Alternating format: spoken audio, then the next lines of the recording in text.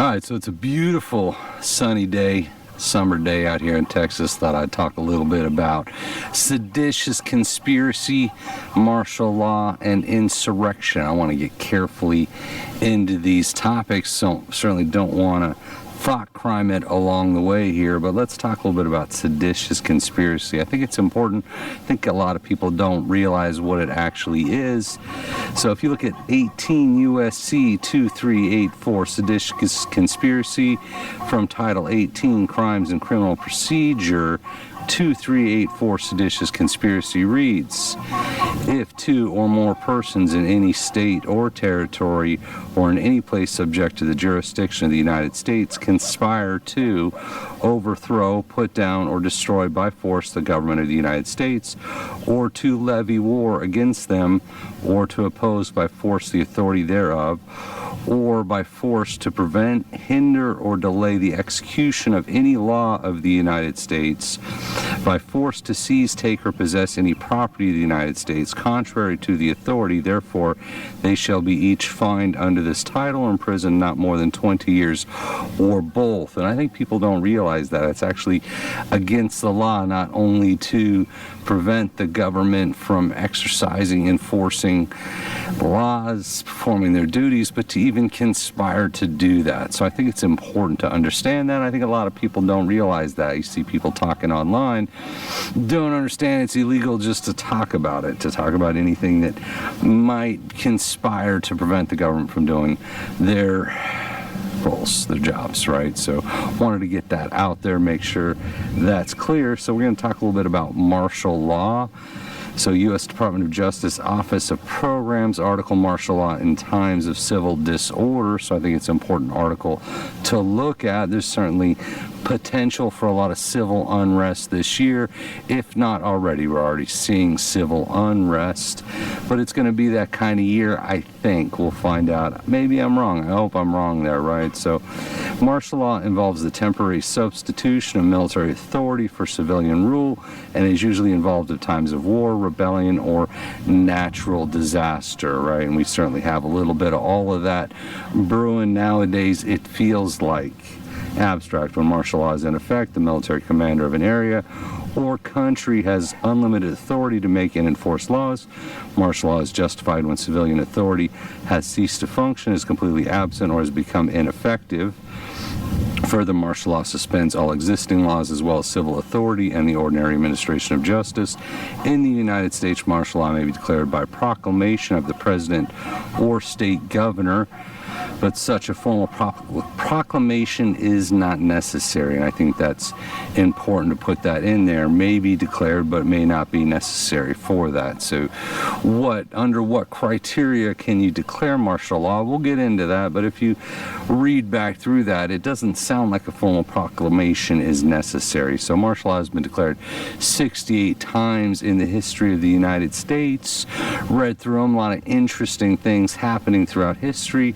Going back to 1800, I think it was 1807 was the Insurrection Act, but I'm jumping ahead a little bit. So the last time, as far as I can find, Maryland Governor J. Willard Towse declares martial law in response to the Cambridge riot of 1963. So it's been since 1963, from what I found, that martial law has formally been declared in the United States, and this area covered Cambridge, Maryland, and this was a governor. So governors can declare martial law just like presidents can declare martial law. So state or federal, this was state, and it lasted 1 year, 1 month. It was June 14, 1963 to July 8, 1964. Participating event was the Cambridge riot of 1963.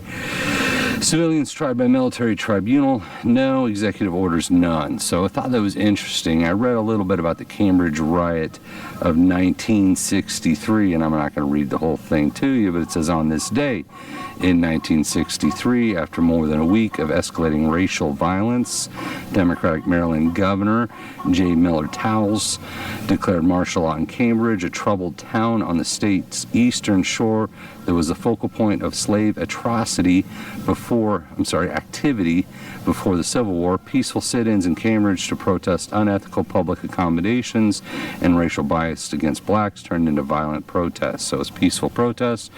became mostly peaceful protests, became violent protests. Buildings were burnt down. I read through it, so I'm going to paraphrase a little bit.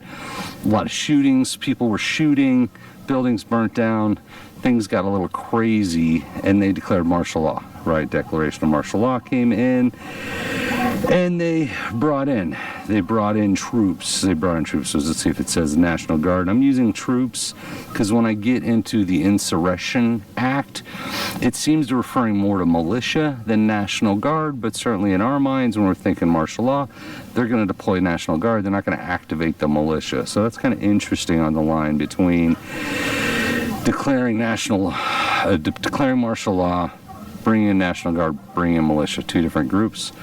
Sorry about the breathing. It is hot out here. I'm cooking, right? So they had the martial law, right? Declared martial law, riots, burning, protests, brought it in, lasted for about a year, brought in troops to control the situation, to restore order, right? That was 1963. Going forward into the Insurrection Act, so I want to talk a little bit about the Insurrection Act as well.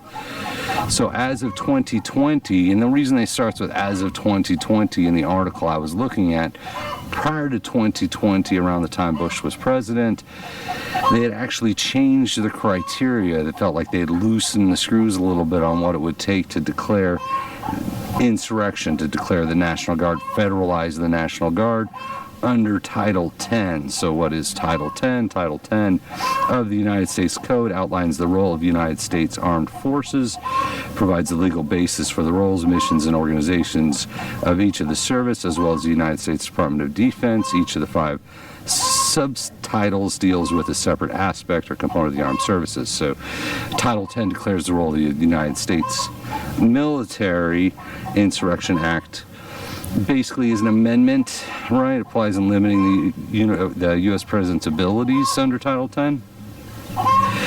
So looking at the origins of the Insurrection Act of 1807, beginning with Arnburgh, as the story goes, after being jettisoned as Thomas Jefferson's vice president in the 1804 elections, Burr spent the better part of 1805 and 1806 allegedly fomenting rebellion or insurrection in what was then the American Southwest and the Spanish-controlled Mexico, whether Burr was attempting to form a new country or build a force that could overwhelm the United States government remains unclear. In response, Jefferson introduced, or as a very last day in session, the Ninth Congress proposed a one-sentence statute. In all cases of insurrection or obstruction to the laws, either of the United States or of any individual state or territory, where it is lawful for the President of the United States to call forth the militia for the purpose of suppressing such insurrection or of causing the laws to be duly executed, it shall be lawful for him to employ for the same purpose such part as the land or naval force of the United States as shall be judged necessary, having first observed all the prerequisites of the law in that respect. So gives him those abilities, right? And then we're talking about this goes back to 1807, but as I said, that actually still stands. Those laws still stand in terms of the Insurrection Act, what declares an insurrection, the Constitution, the militia, and I'm getting hot here, so I'm going to skip forward a little bit. So if we jump forward to 1861, 1871 amendments, Congress would amend what we already know today as the Insurrection Act twice. In 1861, on the eve of the Civil War, to settle beyond pre-adventure its application to the seceding southern states, and in 1871 amid Reconstruction to make clear that enforcing the new constitutional amendments and statutes enacted to enforce them was also part of the military's authority.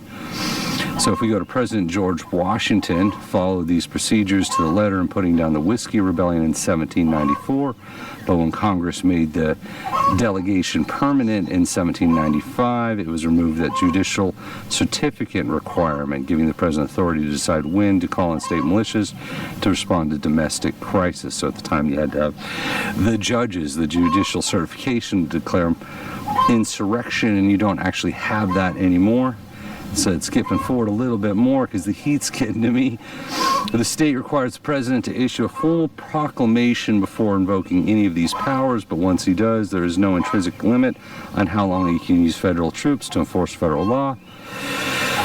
So it gets a little bit into the Insurrection Act, right? And why is that relevant? Why talk about seditious conspiracy, martial law?